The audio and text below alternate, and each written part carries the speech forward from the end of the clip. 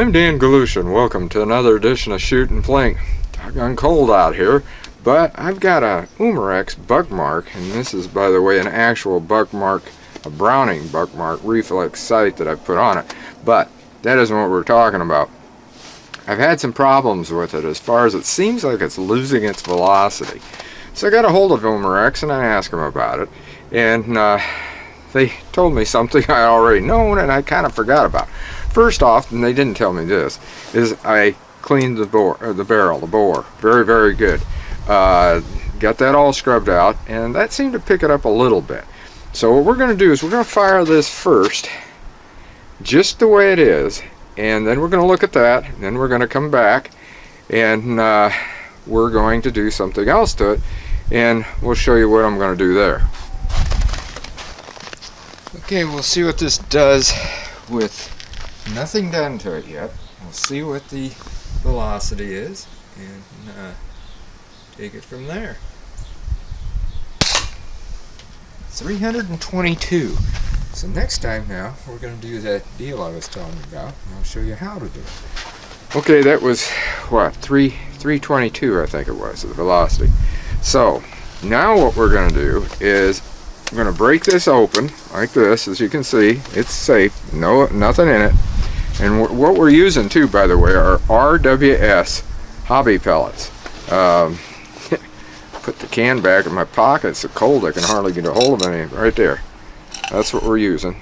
And I always like these very, very well, and they're great for testing like this. Now, what we do is right here, and I'll take this in the house and do that before we shoot.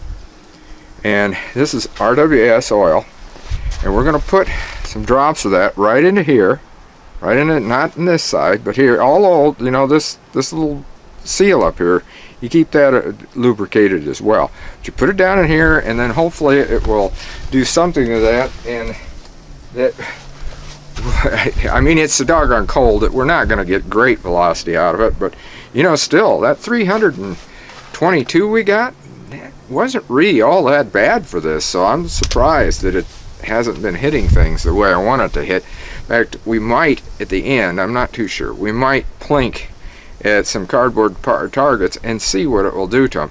But right now we're going to test that out. I'm going to go in, we're going to lube it up, and then we're going to see what happens.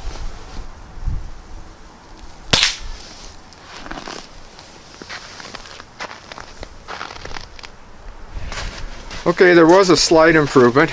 I only shot like a round on each one of them because I just wanted to see if there was a difference, and there can be that much difference just in firing it.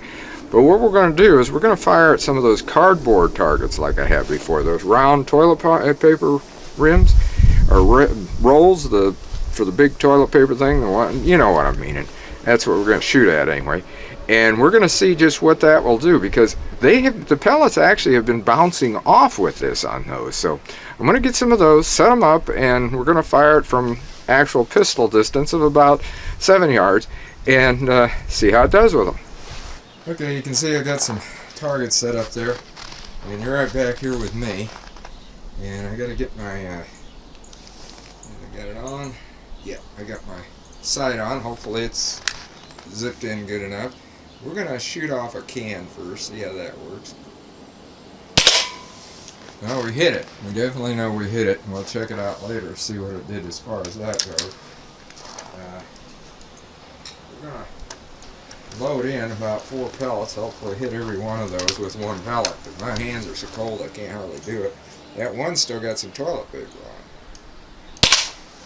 We'll definitely hit it. We'll see what happens to that. Because the pellets haven't even been hardly denting those cardboard ones. We'll go to the next one. We got that one.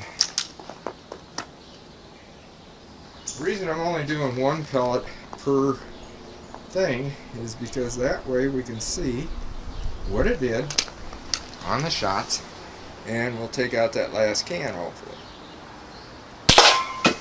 Yep, we did. So now let's go out and take a look at those. Okay, I'm going to pick up the can. I'm going to lay this down, and I'll tell you, I'm going to put the safety on it. It's not loaded, but I'm still putting the safety on it. Always treat a gun, no matter what, like it's loaded. And I don't care if it's an air gun or a regular firearm, it's loaded. I know it's not, but it is. So, put that down.